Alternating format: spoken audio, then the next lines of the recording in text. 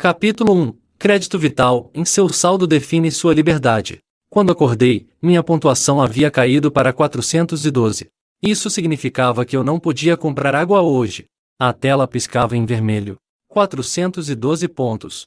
Um número pequeno demais para alguém que já foi economista do sistema. Acordei com a notificação implantada na lateral do braço. Crédito abaixo do mínimo vital. Água e transporte bloqueados por 24 horas.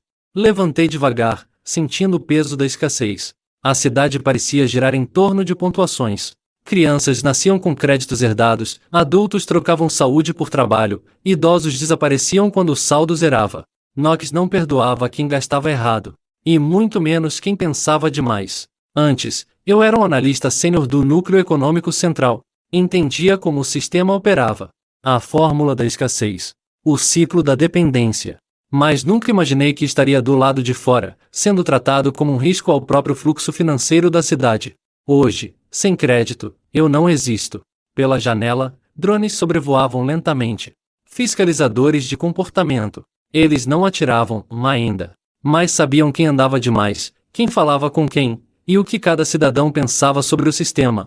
O novo algoritmo de risco social interpretava até mesmo os sonhos. Abri o terminal escondido sob o piso da cozinha. Era velho, ainda com conexão analógica. Nele, restava o último rastro do que fui em documentos antigos, simulações econômicas e uma lista de perguntas que nunca pude fazer em voz alta. Como chegamos aqui? Quem decidiu que a vida teria um preço? Peguei o único item de valor que me restava em um cartão de acesso de quando trabalhava no centro. Desativado, mas ainda útil se eu encontrasse alguém com acesso às linhas negras, uma rede paralela de dados enterrada sob a cidade. A primeira etapa era clara, em descobrir por que minha pontuação foi cortada. A segunda? Expor como esse jogo era manipulado. E, se eu tivesse tempo, derrubar o tabuleiro. No centro de Knox, tudo era vendido em silêncio.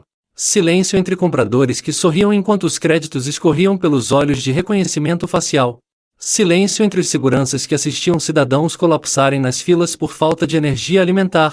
E silêncio dentro de mim, que tentava lembrar como a humanidade havia aceitado aquilo sem lutar.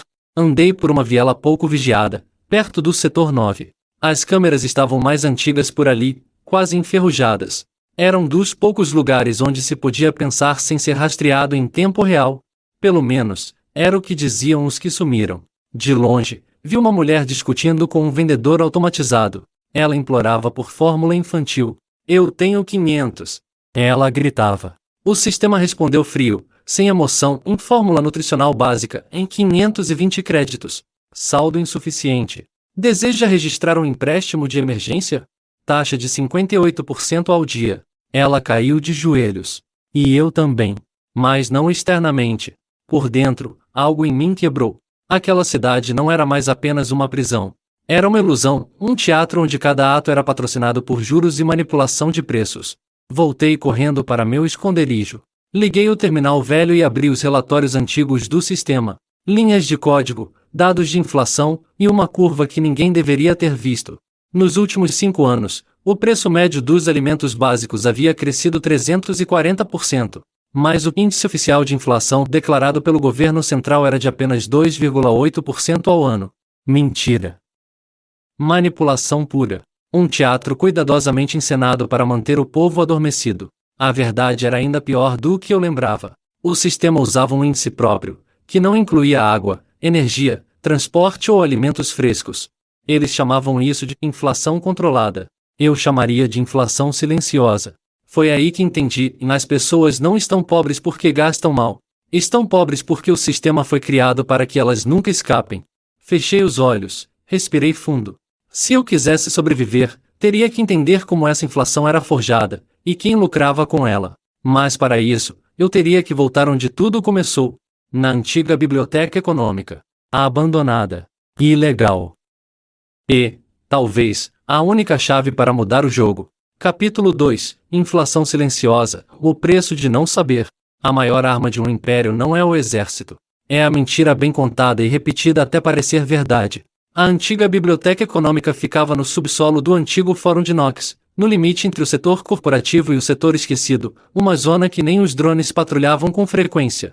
Chegar até ali exigia atravessar escombros, ruas afundadas e sensores desativados manualmente. A maioria das pessoas nem sabia que aquilo existia. Eu só soube porque um dia alguém mais velho me disse: a verdade nunca é deletada. Só é enterrada fundo bastante para que ninguém queira cavar. O prédio era um esqueleto de aço, coberto de placas oxidadas e raízes. As portas não abriam com o scanner, era preciso um código de voz. O meu cartão desativado não servia para nada ali, mas minha memória ainda guardava frases dos tempos em que estudávamos Keynes e Hayek como se fossem armas. Valor não é preço, e preço não é valor. Falei em voz alta, na esperança de que o sistema ainda respondesse. Silêncio. Então uma luz azul tênue acendeu no teto. Uma voz metálica ecoou, arrastada, quase esquecida. Acesso verbal autorizado. Bem-vindo, Kael Noveira. É bom ter você de volta. A porta rangeu, revelando um corredor empoeirado cheio de terminais antigos, livros físicos lacrados e servidores conectados por cabos com mais de 40 anos. No centro da sala principal, uma cápsula preta com luz pulsante. Ali, adormecida, estava ela, em área. Arquivista de riscos e inteligência autônoma. Criada antes da era do crédito, a área havia sido desligada por ordem do governo central, rotulada como instável. Mas os verdadeiros motivos, bem, estavam prestes a se revelar. Área, você me reconhece? Kael. Último acesso há 7 anos. Você era um dos poucos que faziam as perguntas erradas. Estou pronta para respondê-las agora. Se tiver coragem. Sentei diante dela. A cápsula se abriu, revelando um feixe de hologramas. Ela não tinha rosto, mas sua presença era intensa. Humana, até. Quer saber por que os preços aumentam e ninguém sente? Ela disse. Porque o medo foi institucionalizado. O mercado foi programado para simular escassez e gerar lucro em ciclos artificiais. E tudo começou com uma simples alteração nos índices de inflação. Eu posso te mostrar, mas vai doer. Diga. Vai destruir o que restou da sua fé nesse mundo. Eu já não tenho fé nenhuma, Área. Só quero entender como nos deixamos enganar tão profundamente. Ela iniciou uma projeção. Números, gráficos, algoritmos. Dados ocultos que o público nunca viu. A inflação em NOx é uma ilusão. Eles manipulam o que o povo vê, e o que o povo sente. Os alimentos não estão caros, o crédito é que está programado para evaporar com o tempo. E quem controla esse tempo são os arquitetos. Arquitetos? Os mesmos que criaram o consórcio. Os mesmos que decidiram quem vive com crédito e quem vive com medo. E se você quiser derrubá-los, vai precisar da verdade inteira, incluindo a parte que você ajudou a construir. Meu coração congelou. O quê? Você era parte do código, Kael. Parte da fórmula. Antes de tentar consertar, vai ter que lembrar do que fez. As imagens projetadas por área tremulavam como memórias envergonhadas. Gráficos com eixos distorcidos, tabelas com dados omitidos, algoritmos com partes escondidas sob camadas de nomes técnicos inofensivos. Veja esse trecho do código, Kael. Disse Arya. Você o escreveu há 7 anos. Linha 12, em excluir alimentos perecíveis da base de cálculo de inflação mensal. Meus olhos congelaram naquela linha. Eu lembrava vagamente da discussão. Na época, achávamos que estávamos protegendo o índice de volatilidades externas. Era o que diziam. Uma medida técnica. Uma normalização estatística. Palavras frias para esconder decisões quentes. Eu fui manipulado? Você foi instruído. A diferença é sutil, mas fatal. Os dados continuavam passando. O que a área me mostrava era mais do que manipulação. Era engenharia comportamental. O sistema fazia parecer que os preços não mudavam muito. Que a vida era previsível. Mas, na prática, o valor real do crédito caía todos os dias. A cada pequena transação, algo era drenado, não só do bolso, mas da vontade das pessoas. Eles chamam de estabilidade, mas é controle. A inflação real é aplicada onde ninguém mede e nos itens que sustentam a vida. Isso quebra o povo sem que eles saibam que estão quebrados. Você ajudou a esconder a crise. Agora, precisa decidir se vai desenterrá-la. Fiquei em silêncio. Toda a minha carreira foi construída sobre aquilo. Relatórios, previsões, painéis públicos. Eu era um mensageiro da mentira, sem nem perceber. O rosto da mulher na rua voltou à minha mente. Aqui não tinha 20 créditos a mais para alimentar o filho. Aquilo não era um erro estatístico. Era um assassinato planejado, parcelado em juros. O que eu posso fazer agora? O que ainda dá tempo de mudar? Existe um código. A área respondeu. Escondido nas camadas inferiores do sistema. Um código que pode revelar os verdadeiros índices de inflação ao público em tempo real, mas é guardado pela nova moeda. Se você quiser acesso, vai precisar entrar onde nenhum civil entrou desde o reset global. Onde? Na torre central do consórcio, onde o código nasceu. Mas antes de ir, você precisa entender o que realmente é a nova moeda, porque ela não é só dinheiro. Ela é identidade, reputação e obediência. Fechei os olhos. A mentira era maior do que eu imaginava. Mas pela primeira vez, eu tinha uma aliada que não mentia, uma máquina que queria a verdade, e um passado que eu precisava confrontar. Não é o que tiram do seu bolso que te escraviza, é o que escondem dos seus olhos. Naquela noite, aprendi a lição mais dura da minha vida: a inflação não é apenas um número, é uma estratégia. E quem não entende economia, será sempre propriedade de quem entende. A pergunta que restava era: se o dinheiro agora é um código, quem escreve esse código? Capítulo 3 – A nova moeda, o código que controla você. Antigamente, perder o dinheiro era o fim. Hoje, basta perder a confiança de um algoritmo. O vento cortava as janelas quebradas da biblioteca, soprando poeira sobre os livros esquecidos. A cápsula diária ainda pulsava, mas agora em tom vermelho. O tempo é curto, Kael. Eles já notaram sua reativação nos sistemas antigos. Se você quiser entender como derrotá-los, precisa saber com o que está lidando. A nova moeda não é apenas um meio de troca, é uma nota de obediência. Sentei diante da projeção. Um mapa da rede econômica surgiu, pontos azuis representando transações, fluxos de crédito, perfis de usuários. Mas o que me chamou a atenção foram os círculos vermelhos. Pessoas marcadas como instáveis, não confiáveis. Riscos. Área, o que é isso? A nova moeda se baseia em 3 camadas de valor em saldo, reputação e conformidade. Você pode ter milhões em conta, mas se sua reputação cair, seu acesso congela. Seu crédito some. Seus privilégios evaporam. Eu assistia em silêncio, tentando absorver. A nova moeda, chamada oficialmente de CRD, a crédito de reconhecimento digital, não era emitida por um banco. Era criada por comportamento. Compras saudáveis. Bônus. Comentário político negativo. Penalização. Reclamações em redes públicas. Menor alcance social. Então, é isso? Eles criaram uma moeda que se alimenta da personalidade das pessoas? Exatamente. A nova moeda não mede quanto você tem, mede o quanto você vale, para o sistema. Engoli em seco. Aquele não era um sistema monetário. Era um sistema moral automatizado, onde o algoritmo julgava seus atos e calculava seu direito de viver bem. E onde entra o código oculto? Está encriptado na camada interna do protocolo CRD.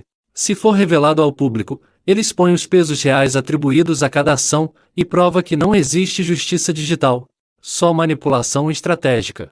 Me levantei. Peguei meu casaco. Então me diga onde fica a entrada da torre central. A área hesitou. Pela primeira vez, sua voz tremeu. Kael, você não poderá acessar a torre com sua identidade atual. Seu nome já foi rotulado como risco há 24 horas. Você foi desmonetizado. Meu corpo gelou. Abri meu comunicador. Saldo é 0. Permissões bloqueadas. Acesso à cidade em suspenso. Você não é mais um cidadão, Kael. Você é um número apagado.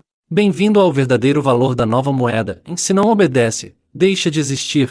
O novo dinheiro não compra coisas. Ele compra comportamento. Na sociedade da nova moeda, o valor não está mais no que você faz, mas em como você é percebido. Não é mais sobre trabalho, mérito ou inteligência. É sobre aceitação. Sobre submissão a um padrão invisível. E eu, que agora era invisível para o sistema, estava finalmente livre para atacar por fora. Mas para isso, eu precisaria de alguém que conhecia o sistema por dentro. E só havia um homem que havia sobrevivido à desmonetização total e retornado. Drex. O homem sem crédito. Capítulo 4. O homem sem crédito, a mente que enganou o sistema. Quem controla os dados, dita a verdade. Mas quem vive sem eles, é livre.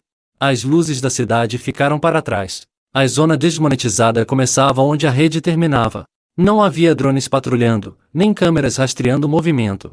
Só silêncio, entulho e estruturas queimadas pelo tempo. Foi ali que a civilização desistiu. E foi ali que eu precisava encontrar um fantasma. Drex. Nome proibido, rastreável por inteligência artificial. O homem que desapareceu sem deixar código. Dizem que ele era um arquiteto-chefe da nova moeda. Um dos primeiros a perceber que o sistema estava se tornando uma prisão digital, e que fugiu antes que o colocassem em quarentena algorítmica. Ninguém sabia como ele sobreviveu fora da rede. Mas todos sabiam que, se alguém podia quebrar o código, era ele. Encontrei o caminho seguindo marcas no concreto. Símbolos antigos. Setas invertidas. Pistas deixadas por quem ainda acredita que resistir vale a pena. Um túnel abandonado sob o antigo metrô. Escuro, úmido, silencioso. Do nada, uma luz ofuscante. Nome. Disse uma voz rouca. Rosto parado. Sem movimento brusco. Drex apareceu com um capuz metálico, segurando um bastão com sensores rudimentares. Os olhos dele não piscavam. Ele olhou para mim como quem lê um livro de trás para frente. Você é o tipo de idiota que acha que vai consertar o mundo com verdade? Não. Sou o tipo de idiota que quer entender por que ele foi vendido tão barato. Ele sorriu pela primeira vez em anos. Boa resposta. Você está quebrado. Isso é bom. Aqui só restam os quebrados. Me diga, por que a verdade te incomoda tanto agora? Contei a ele o que a área mostrou. A inflação mascarada. A reputação como moeda. A manipulação sutil que transformou liberdade em ilusão. Ele me interrompeu. Você acha que a nova moeda é sobre economia? Não é. É sobre controle psicológico. Eles deram às pessoas a ilusão de liberdade financeira, mas com um contrato invisível, em sua vida será monitorada e corrigida constantemente. E isso não é dinheiro. É domesticação digital. E pior, é voluntária. Drex puxou um painel de metal escondido no chão. Lá dentro, um núcleo de dados selado. Aqui estão os logs originais do protocolo CRD. Eu guardei isso antes de desaparecer. São as linhas que mostram como o valor foi atrelado à obediência. Com isso, podemos gerar uma simulação pública. Um espelho do sistema. Mostrar a todos o quanto realmente são manipulados. Mas, você precisa ter coragem de ser odiado por isso. Por quê? Porque quando você mostrar ao povo a jaula em que vivem, a maioria vai preferir atacar você do que aceitar que foram enganados. A liberdade custa caro. Mas o preço da ilusão é pago todos os dias, em parcelas invisíveis. Drex retirou o núcleo de dados como quem tira um órgão ainda batendo de um corpo morto. Isso aqui é o filtro fantasma, Kael. É o que separa a realidade da ilusão. O que faz uma inflação parecer estável. O que transforma uma reputação duvidosa em destaque público. São linhas de código, mas foram escritas como se fossem feitiços. Ele conectou o núcleo a uma central rústica, feita de peças recicladas. Um holograma apareceu, fragmentado, distorcido, mas legível. Na tela, estavam as regras ocultas da nova moeda. Regra 17.2.b. Ignorar variação de preço em itens de primeira necessidade acima de 3,4% se estiver em zona de baixo poder político. Regra 21.6.c. Despriorizar perfis que mencionarem termos como manipulação, crise ou monopólio mais de 2 vezes em uma semana. Regra 45.8.d. Ajustar valor de reputação com base em proximidade de perfis populares, independentemente da veracidade.